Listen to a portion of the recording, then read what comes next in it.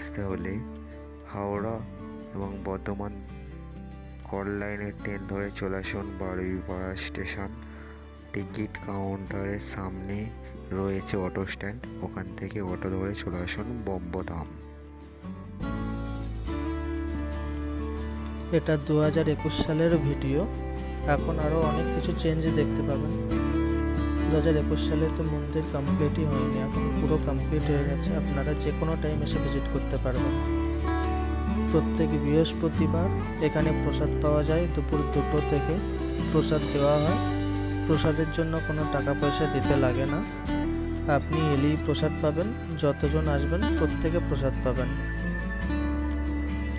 বৃহস্পতিবার দুপুরে আরতি হয়, আরতিটা খুবই সুন্দর, আপনারা চাইলে দেখতে পারেন।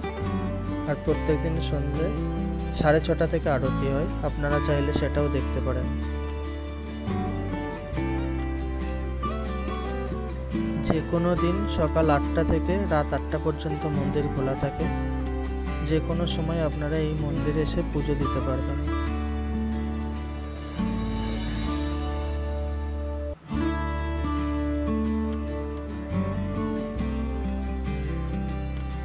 এই মন্দিরটি হুগলির দ্বিতীয় বৃহত্তম মন্দির।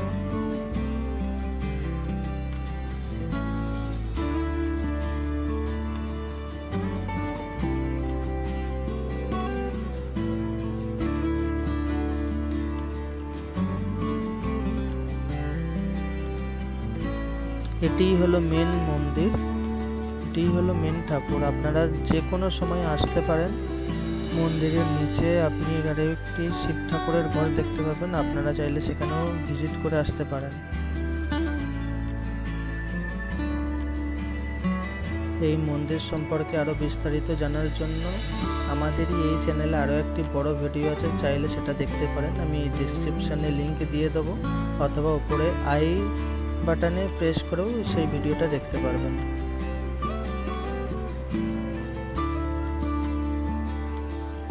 একত্রিশ নম্বর রোডের গায়ে অবস্থিত বনমালীপুর জায়গার নাম বললে যে কোনো জায়গা থেকে আপনি আসতে পারবেন। গুগল ম্যাপে মারবেন বনমালীপুর ব্রহ্মদত্ত ধাম, আপনারা পেয়ে যাবেন। বৃহস্পতিবার দুপুরে যে অন্ন খাওয়ানো হয়, আপনি চাইলে সেই অন্ন দান করতে পারেন। যদি দান করতে চান তাহলে আমাদের গুগল ম্যাপ থেকে নাম্বার নিয়ে ফোন করতে পারেন। কিভাবে দান করবেন, কত খরচা হয়, সমস্ত ডিটেলস আপনি জেনে নিতে পারেন।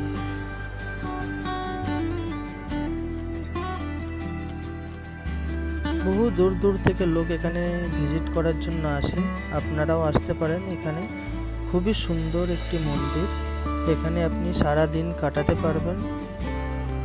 বৃহস্পতিবার দুপুরের আরতি দেখার জন্য বড় ভিডিওটা দেখে নেবেন, ডেসক্রিপশনে লিংক দেওয়া আছে। ভিডিওটা দেখার জন্য অসংখ্য ধন্যবাদ। চ্যানেলটি সাবস্ক্রাইব করে দিন আর লাইক করে দিন ভিডিওটা। যদি কোনো কিছু কোয়ারিজ থাকে কমেন্টে জানান, আমি সমস্ত অ্যান্সার আপনাদের দেবো।